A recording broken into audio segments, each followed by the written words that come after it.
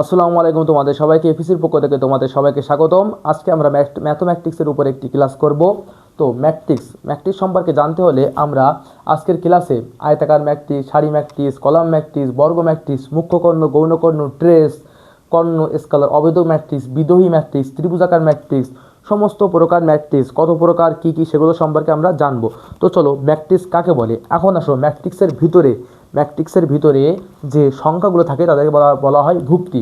প্রতিটি ম্যাট্রিক্সকে সারি ও কলাম দুইটাভাবে সুবিন্যস্ত করা হয়। মনে করো এ একটি ম্যাট্রিক্স। এখন এ যেহেতু একটি ম্যাট্রিক্স, তো এর যে ভিতরে যে সংখ্যাগুলো থাকবে সংখ্যাগুলোকে বলা হয় ভুক্তি। এখন মনে করো 2, 3, 4, 5, 2, 3, 4, 5, এই যে সংখ্যাগুলো আমরা লিখেছি এগুলোকে বলা হয় এক একটি ভুক্তি।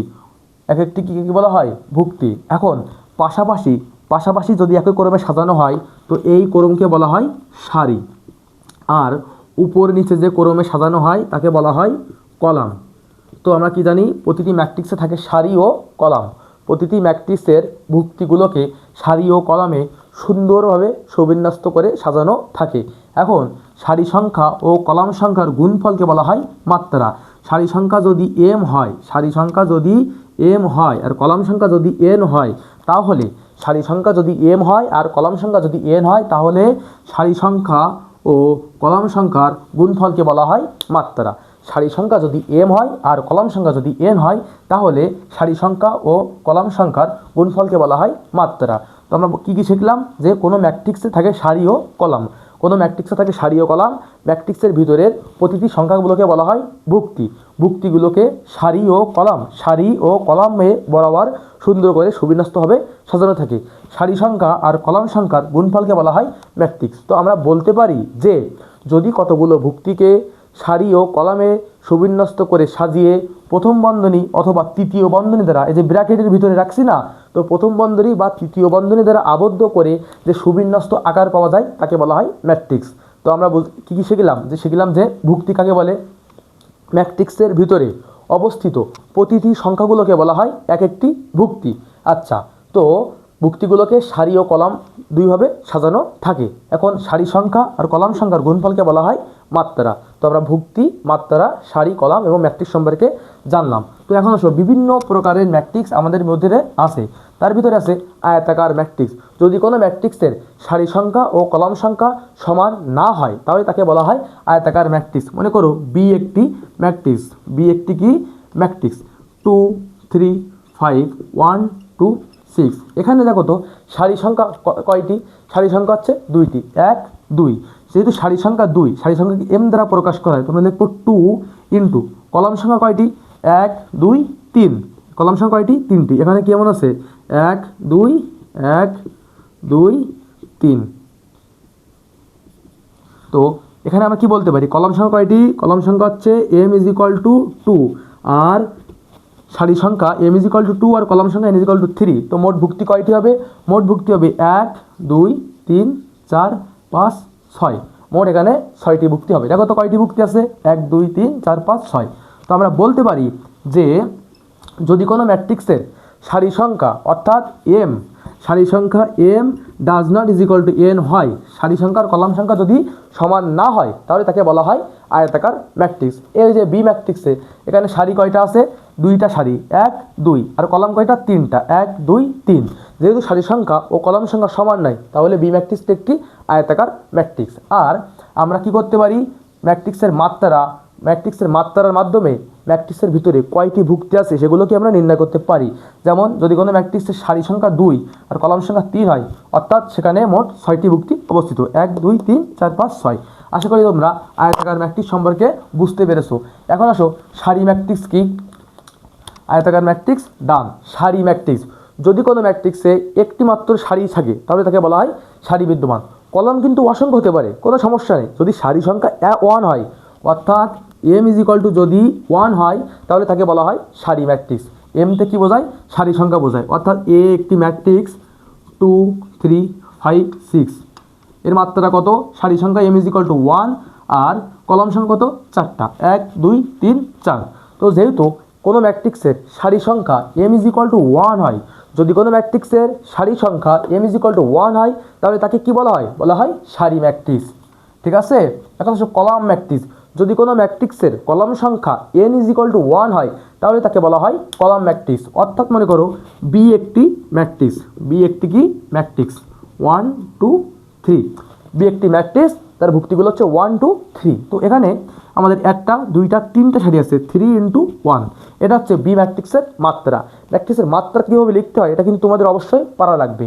তো এখন এখানে কেমন আছে, এই যে ম্যাট্রিক্স, এই ম্যাট্রিক্সের কলাম সংখ্যা n = 1, যদি কোনো ম্যাট্রিক্সের কলাম সংখ্যা n = 1 হয় তাহলে তাকে বলা হয় কলাম ম্যাট্রিক্স।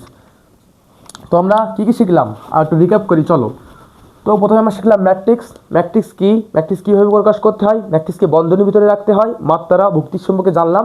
আয়তাকার ম্যাট্রিক্স যদি m = n হয় তাহলে হবে কি, সরি যদি m ≠ n হয় তাহলে হবে আয়তাকার ম্যাট্রিক্স।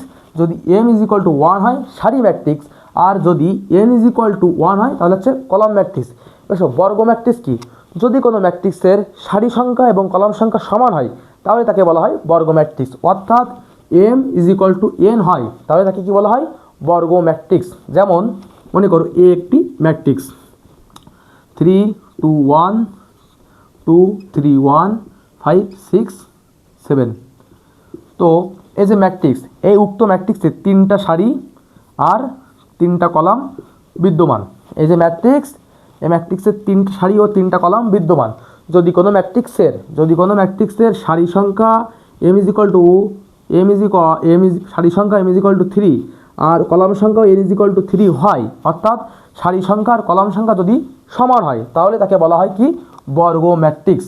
বর্গ ম্যাট্রিক্স কাকে বলে ভাইয়া, যদি কোনো ম্যাট্রিক্সের সারি সংখ্যা ও কলাম সংখ্যা সমান সমান হয় তাহলে তাদেরকে বলা হয় বর্গ ম্যাট্রিক্স। অর্থাৎ আমরা কি শিখলাম, যদি কোনো ম্যাট্রিক্সের সারি সংখ্যা ও কলাম সংখ্যা সমান না হয় তাকে বলা হয় আয়তাকার ম্যাট্রিক্স। আয়তাকার ম্যাট্রিক্স। সারি সংখ্যা যদি সমান হয় তাহলে তাকে বলা হয় কি, সারি ম্যাট্রিক্স। যদি কলাম সংখ্যা n = 1 হয় তাহলে তাকে বলা হয় কলাম ম্যাট্রিক্স। আর সারি সংখ্যা আর কলাম সংখ্যা যদি সমান হয় তাহলে বলা হয় কি, বর্গ ম্যাট্রিক্স। এখন আসো মুখ্য কর্ণ আর গৌণ কর্ণ কি। যদি কোনো বর্গ ম্যাট্রিক্সের আমরা কর্ণ অঙ্কন করতে পারি তো তাদের মধ্যে একটি হচ্ছে মুখ্য কর্ণ গৌণ কর্ণ। মনে করো a = a12 a11 11 12 a13 a21 a22 a23 a31 a32 a33। এই যে a11 দ্বারা কি বোঝায়, কোনো ম্যাট্রিক্সকে aij দ্বারা প্রকাশ করা হয়। আই হচ্ছে উক্ত ভুক্তিটি ওই ম্যাট্রিক্সের ভিতরে কত নাম্বার সারিতে অবস্থান করতেছে সেটা দ্বারা বোঝায় আই দ্বারা বোঝায় যে কোনো ভুক্তি কোনো ম্যাট্রিক্সের ভিতরে কোন সারিতে অবস্থান করতেছে সেটা আমরা আই দ্বারা বুঝি। আর যে দ্বারা কি বুঝি, যে কোনো ভুক্তি কোনো ম্যাট্রিক্সের কত নাম্বার কলামে আছে। তো যদি কোনো ম্যাট্রিক্সের মুখ্য কর্ণর ভুক্তিগুলো কি হয়, সমান হয়, তো এটা হচ্ছে একটা বর্গাকৃতির ম্যাট্রিক্স বা বর্গ ম্যাট্রিক্সের এই যে কর্ণটা আমরা অঙ্কন করলাম, এই কর্ণকে বলা হয় মুখ্য কর্ণ। মুখ্য কর্ণের একটি বৈশিষ্ট্য, সেটা হচ্ছে মুখ্য কর্ণের ক্ষেত্রে i = j হয়। অর্থাৎ দেখো এখানে মুখ্য কর্ণের যে ভুক্তি আছে সেটা হচ্ছে প্রথম কলামের প্রথম সারিতে, দ্বিতীয় কলামের দ্বিতীয় সারিতে, আর তৃতীয় কলামের তৃতীয় সারিতে। অর্থাৎ আমরা কি বলতে পারি, কোনো মুখ্য কর্ণের ভুক্তিগুলোর ক্ষেত্রে i = j। মুখ্য কর্ণের ভুক্তিগুলোর ক্ষেত্রে i = j। আই দ্বারা বোঝায় কোনো ভুক্তি কোনো ম্যাট্রিক্সের কোনো ম্যাট্রিক্সের কত নম্বর সারিতে অবস্থান করতেছে। আবার যে দ্বারা বোঝায় কোনো ভুক্তি কোনো ম্যাট্রিক্সের কত নম্বর কলামে অবস্থান করতেছে। তবে আই ও যে দ্বারা কি বুঝলাম, কোনো ম্যাট্রিক্সের অবস্থান কীভাবে নির্ণয় করে সেটাও বুঝলাম। তো এটাকে বলা হয় কি, মুখ্য কর্ণ। আর এই যে কর্ণটা আছে এই কর্ণকে বলা হয় গৌণ কর্ণ। তো আমরা মুখ্য কর্ণ আর গৌণ কর্ণ সম্পর্কে জানলাম। আশা করি তোমাদের এ বিষয়ে কোনো সমস্যা হবে না। কোনো বর্গ ম্যাট্রিক্সের এই যে কর্ণটি থাকে এই কর্ণকে বলা হয় মুখ্য কর্ণ, আর এই কর্ণকে বলা হয় গৌণ কর্ণ। মুখ্য কর্ণের বেলায় একটি বিশেষ বৈশিষ্ট্য কাজ করে, সেটা হচ্ছে মুখ্য কর্ণের সকল ভুক্তির জন্য I is equal two J. মুখ্য কর্ণের সকল ভুক্তির জন্য 1 2 3 মুখ্য কর্ণের সকল ভুক্তির জন্য I is equal two J হয়। এটা হচ্ছে কি মুখ্য কর্ণের একটি বিশেষ বৈশিষ্ট্য আমরা বলতে পারি। এটা হচ্ছে ট্রেস। ট্রেস কি? TRAC trace. কোনো বর্গ ম্যাট্রিক্সের মুখ্য কর্ণের ভুক্তিগুলোর বীজগণিতিক যোগফল হচ্ছে ট্রেস। অর্থাৎ এ যদি একটি ম্যাট্রিক্স হয় এবং A11 A12 A21 A22 হয়, সাপোজ এ একটি বর্গ ম্যাট্রিক্স। বর্গ ম্যাট্রিক্সের বেলায় কী হয়? তার মাত্রা বর্গ ম্যাট্রিক্সের বেলায় কী হয়? তার সারি সংখ্যা কলাম সংখ্যা সমান হয়। এখানে দেখছি আমরা 2x2 ক্রমের একটি এ ম্যাট্রিক্স। এ ম্যাট্রিক্সের মুখ্য কর্ণের ভুক্তিগুলোর মধ্যে বীজগণিতিক যোগফল, বীজগণিতিক যোগকে ট্রেস বলে। অর্থাৎ trace of A matrix is equal two হবে A11 প্লাস A12। সাপোজ যদি আমাদের একটা ম্যাট্রিক্স দেওয়া থাকে, সাপোজ মনে করো একটা বি ম্যাট্রিক্স দেওয়া আছে, সেটা হচ্ছে আমাদের হচ্ছে 3 4 5 3 5 6 4 6 7 1 2 3। সাপোজ এটা একটা বি ম্যাট্রিক্স। এখন বি ম্যাট্রিক্সের ট্রেস নির্ণয় করো। পরীক্ষায় বলা হয়েছে যে বি ম্যাট্রিক্সের ট্রেস নির্ণয় করো। তো আমরা লিখব trace of b is equal to, কী বলা হয়েছে যে মুখ্য কর্ণের ভুক্তিগুলোর বীজগণিতিক যোগফলকে বলা হয় ট্রেস। তো মুখ্য কর্ণের ভুক্তিগুলো কী কী? 3 6 3। তো এই যে বি ম্যাট্রিক্সের ট্রেস হচ্ছে কত? 12। এগুলো এমসিকিউর জন্য ইম্পর্টেন্ট। তো ট্রেস কাকে বলা হয়? কোনো বর্গ ম্যাট্রিক্সের মুখ্য কর্ণের ভুক্তিগুলোর মধ্যে যে বীজগণিতিক যোগ করি, সেই বীজগণিতিক যোগফলকে বলা হয় ট্রেস। আশা করি তোমরা ট্রেস কি বিষয়টা বুঝতে পেরেছো। এখন আসো কর্ণ ম্যাট্রিক্স কি। যদি কোনো ম্যাট্রিক্সের কর্ণ ব্যতীত সকল ভুক্তির মান শূন্য হয়, যদি কোনো বর্গ ম্যাট্রিক্সের কর্ণ ব্যতীত সকল ভুক্তির মান শূন্য হয়, অর্থাৎ মনে করো এ একটি ম্যাট্রিক্স। এখন A0 0 0 B0 0 0 C কর্ণ ব্যতীত সকল ভুক্তির মান শূন্য হয়। যদি কোনো ম্যাট্রিক্সের কর্ণ ব্যতীত সকল ভুক্তির মান শূন্য হয়, তাকে বলা হয় কর্ণ ম্যাট্রিক্স। এখন হচ্ছে স্কেলার ম্যাট্রিক্স কি? যদি কোনো ম্যাট্রিক্সের মুখ্য কর্ণের ভুক্তিগুলোর মান সমান হয় আর বাদবাকি সমস্ত ভুক্তির মান যদি শূন্য হয়, তাহলে তাকে বলা হয় স্কেলার ম্যাট্রিক্স। যেমন এ একটি ম্যাট্রিক্স A0 0 0 A0 0 0 A, কী বলেছে? মুখ্য কর্ণের ভুক্তিগুলোর মান সমান। যদি কোনো ম্যাট্রিক্সের মুখ্য কর্ণের ভুক্তিগুলোর মান সমান হয়, তাহলে আবার হতেই পারে বি একটা ম্যাট্রিক্স, এর মুখ্য কর্ণ হচ্ছে 3 0 0 3। মুখ্য কর্ণের ভুক্তিগুলোর মান যদি সমান হয়, তাহলে আমরা তাকে বলতে পারি কি? Scalar matrix. আবার স্কেলার ম্যাট্রিক্সকে আমরা কর্ণ ম্যাট্রিক্সও বলতে পারি, কারণ মুখ্য কর্ণের ভুক্তিগুলো ব্যতীত সকল ভুক্তি শূন্য, তাই আমরা স্কেলার ম্যাট্রিক্সকে কর্ণ ম্যাট্রিক্সও বলতে পারি। এখন আসো অভেদক ম্যাট্রিক্স কি। যদি কোনো ম্যাট্রিক্সের মুখ্য কর্ণের ভুক্তিগুলোর মান 1 হয়, তাহলে তাকে বলবো আমরা কি? অভেদক ম্যাট্রিক্স। সাপোজ মনে করো বি একটা ম্যাট্রিক্স 1 0 0 0 1 0 0 0 1, এটা হচ্ছে একটা ম্যাট্রিক্স। যদি কোনো ম্যাট্রিক্সের মুখ্য কর্ণের ভুক্তিগুলোর মান 1 হয়, তাহলে আমরা তাকে বলবো কি? অভেদক ম্যাট্রিক্স। যদি কোনো ম্যাট্রিক্সের মুখ্য কর্ণের ভুক্তিগুলোর মান 1 হয়, তাহলে আমরা তাকে কী বলবো? অভেদক ম্যাট্রিক্স। তো আমরা কর্ণ ম্যাট্রিক্স, স্কেলার ম্যাট্রিক্স আর অভেদক ম্যাট্রিক্স সম্পর্কে জানলাম। তো আমরা বলতে পারি যে প্রতিটি অভেদক ম্যাট্রিক্সই স্কেলার ম্যাট্রিক্স, কারণ মুখ্য কর্ণের ভুক্তিগুলোর মান কিন্তু সমান। আবার বলতে পারি যে প্রতিটি স্কেলার ম্যাট্রিক্সই কর্ণ ম্যাট্রিক্স, কারণ হচ্ছে কর্ণ ম্যাট্রিক্স কী বলে? যে আমার কর্ণের যে ভুক্তি আছে, ওই ভুক্তিগুলো ব্যতীত সকল ভুক্তির মান সমান হবে। তো আমরা এ থেকে একটা কথায় আসতে পারি যে প্রতিটি অভেদক ম্যাট্রিক্স কর্ণ ম্যাট্রিক্স হতে পারবে, আবার প্রতিটি অভেদক ম্যাট্রিক্স স্কেলার ম্যাট্রিক্স হতে পারবে, আবার প্রতিটি স্কেলার ম্যাট্রিক্স কর্ণ ম্যাট্রিক্স হতে পারবে। কিন্তু প্রতিটি কর্ণ ম্যাট্রিক্স স্কেলার হতে পারবে না, আবার প্রতিটি স্কেলারও অভেদক হতে পারবে না। অভেদক ম্যাট্রিক্স হওয়ার জন্য মুখ্য কর্ণের ভুক্তিগুলোর মান 1 হওয়া লাগবে, আর স্কেলার ম্যাট্রিক্স হওয়ার জন্য মুখ্য কর্ণের ভুক্তিগুলোর মান সমান হওয়া লাগবে, আর কর্ণ ম্যাট্রিক্স হওয়ার জন্য মুখ্য কর্ণ ব্যতীত সকল ভুক্তির মান শূন্য হওয়া লাগবে। তো আশা করি তোমরা কর্ণ ম্যাট্রিক্স, স্কলার ম্যাট্রিক্স, অবেদক ম্যাট্রিক্স কী সেটা বুঝতে পেরেছো। তো চলো এখন আমরা দেখো বিদেহী বা শূন্য ম্যাট্রিক্স।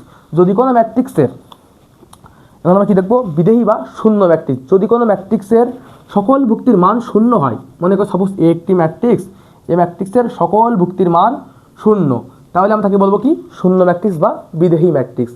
এখন ত্রিভুজাকার ম্যাট্রিক্স, অর্থাৎ কি ম্যাট্রিক্স, ত্রিভুজাকার ম্যাট্রিক্স। এ একটা ম্যাট্রিক্স 1 6 7 2 5 0 1 0 0, আর বি একটা ম্যাট্রিক্স 0 0 1 0 2 1 1 2 3, আমার সাপোজ মনে করি 4। এ একটা ম্যাট্রিক্স আর বি একটা ম্যাট্রিক্স। এখন যদি কোনো ম্যাট্রিক্সের উপরের ভুক্তিগুলো নিয়ে একটা ত্রিভুজ অঙ্কন করতে পারি, তাকে বলা হয় কি, ঊর্ধ্ব ত্রিভুজাকার ম্যাট্রিক্স। একটা ত্রিভুজ অঙ্কন করা যাচ্ছে, যদি কোনো ম্যাট্রিক্সের উপরের ভুক্তিগুলো নিয়ে ত্রিভুজ অঙ্কন করা যায়, তাহলে বলা হয় ঊর্ধ্ব ত্রিভুজাকার ম্যাট্রিক্স। আবার যদি কোনো ম্যাট্রিক্সের নিচের ভুক্তিগুলোকে নিয়ে, ত্রিভুজ অঙ্কন করা যায়, তাকে বলা হয় নিম্ন ত্রিভুজাকার ম্যাট্রিক্স। তো আমরা কি বলতে পারি ভাইরা, ত্রিভুজাকার ম্যাট্রিক্স আছে দুই প্রকার, একটা হচ্ছে ঊর্ধ্ব ত্রিভুজাকার ম্যাট্রিক্স, একটা হচ্ছে নিম্ন ত্রিভুজাকার ম্যাট্রিক্স। যদি কোনো ম্যাট্রিক্সের উপরের ভুক্তিগুলোকে নিয়ে ত্রিভুজ গঠন করা যায়, তাকে বলা হয় কি, ঊর্ধ্ব ত্রিভুজাকার ম্যাট্রিক্স। আবার যদি কোনো ম্যাট্রিক্সের নিচের ভুক্তিগুলোকে নিয়ে ত্রিভুজ অঙ্কন করা যায়, তাকে বলা হয় নিম্ন ত্রিভুজাকার ম্যাট্রিক্স। আশা করি এ পর্যন্ত ক্লিয়ার। ট্রান্সপোজ কি, কোনো ম্যাট্রিক্সের সারিকে যদি আমরা কলামে রূপান্তর করি, তাকে বলা হয় ট্রান্সপোজ। কি বলা হয়, ট্রান্সপোজ। সাপোজ মনে করো এ একটি ম্যাট্রিক্স, এই ম্যাট্রিক্সকে আমরা কি করব, সারিকে কলামে রূপান্তর করে দেবো। এই ম্যাট্রিক্সের সারি মনে করো 2 3 5, এটাকে আমরা যদি কলামে রূপান্তর করি, তাহলে যদি ট্রান্সপোজ করব, এ টি ইজ ইকুয়াল টু হবে 2 3 5। কী করলাম, এ একটি ম্যাট্রিক্স, সারি ম্যাট্রিক্সকে আমরা কী করলাম, কলামে রূপান্তর করলাম। যদি কোনো ম্যাট্রিক্সের সারি, রো আর কলাম, কোনো ম্যাট্রিক্সের রোকে যদি আমরা কলাম আর কলামকে যদি আমরা রো করে দেই, তাহলে তাদের মধ্যে হবে কি, ট্রান্সপোজ। যদি কোনো ম্যাট্রিক্সের রোকে কলাম আর কলামকে রো করি, অর্থাৎ এমকে এন আর এনকে এম করাই, এমকে এনকে এম করি, তাহলে সেটা হবে কি, ট্রান্সপোজ। কথাটার মানে কি, যে পরিবর্তন করা। ঠিক আছে, তো আমরা কি করলাম, সারিকে রোতে পরিবর্তন করলাম আর রোকে সারিতে পরিবর্তন করলাম, এটাকে বলা হয় কি, ট্রান্সপোজ। আশা করি ট্রান্সপোজ কি বিষয়টা বুঝতে পেরেছো। এখন লাস্ট অ্যান্ড ফাইনাল হচ্ছে প্রতিসম ম্যাট্রিক্স। কি, যদি কোনো ম্যাট্রিক্সকে ট্রান্সপোজ করার পরেও আমরা সেম রেজাল্ট পাই, তাকে বলা হয় প্রতিসম ম্যাট্রিক্স। অর্থাৎ a of t is equal to a হয়, বিশেষ সত্য, a t is equal to a হলে কি হবে, প্রতিসম ম্যাট্রিক্স। অর্থাৎ কোনো ম্যাট্রিক্সকে ট্রান্সপোজ করার পরেও যদি সেম রেজাল্ট পাওয়া যায়, তাকে বলা হবে প্রতিসম ম্যাট্রিক্স। অর্থাৎ মনে করো এ একটি ম্যাট্রিক্স ছিল, এখন এটা হচ্ছে 2 3 3 2, এ একটা ম্যাট্রিক্স 2 3 3 2, আমরা ট্রান্সপোজ করব। ট্রান্সপোজ কি বলে, সারিকে কলাম, কলামকে সারি। তো এই যে সারি আছে, এই সারি দুটোকে আমরা কলাম করব। সাপোজ কলাম করি, এটা হচ্ছে 2 3, তাহলে 2 3 3 2, সারিকে কলাম করলাম। এই যে সারিটি ছিল, এই সারিকে আমরা এই কলাম করলাম, 2 3 2 3 3 2, এই যে 3 2, সারিকে কলাম করলাম, কলামকে সারি করলাম। ট্রান্সপোজ করার পরেও দেখো সেম রেজাল্ট পাওয়া গিয়েছে। অর্থাৎ আমরা বলতে পারি, যদি কোনো ম্যাট্রিক্সকে ট্রান্সপোজ করার পরে এটি ইজ ইকুয়াল টু এ হয়, তাহলে তাকে আমরা কি বলবো, প্রতিসম ম্যাট্রিক্স। তো আজকের ক্লাসে আমরা কি দেখলাম, ম্যাট্রিক্স কীভাবে লিখতে হয়, মাত্রা কি, ভুক্তি